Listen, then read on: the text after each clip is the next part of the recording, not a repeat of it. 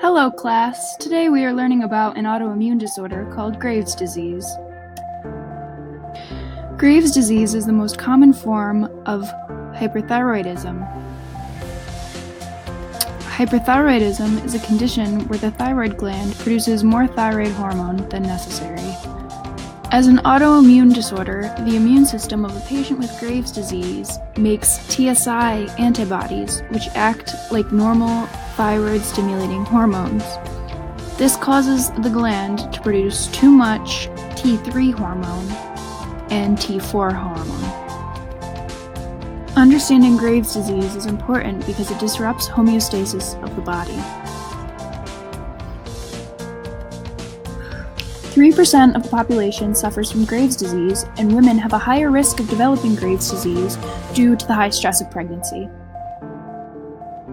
Common symptoms of Graves' disease are goiter, nervousness, unusual weight loss, rapid heart rate, and hair loss.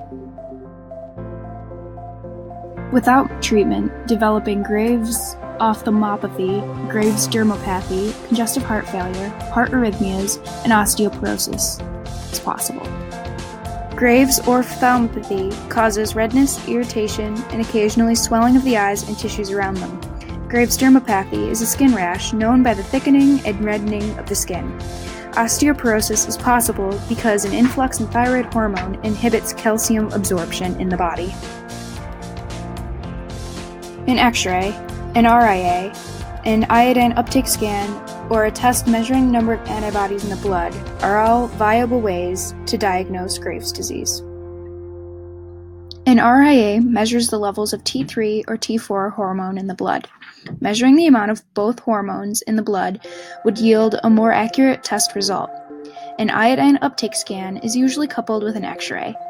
The patient ingests a dose of radioactive iodine, and then the X-rays are used to determine how much iodine is absorbed by the thyroid. Hyperthyroidism is diagnosed if too much iodine is absorbed. Too many antibodies in the blood also leads to a hyperthyroidism diagnosis.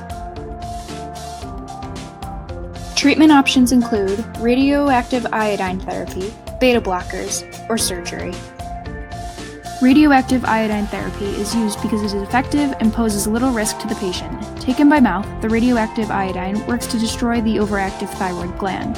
Due to the destruction of the gland, many patients need to begin taking thyroid hormone supplements to combat hypothyroidism.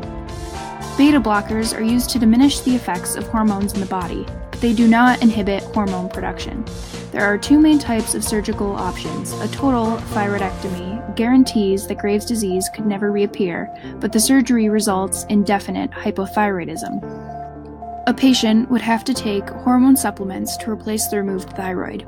A subtotal thyroidectomy removes only half the gland and has a chance of relapse. While surgery is the most immediate relief to Graves' disease, it is also the most dangerous.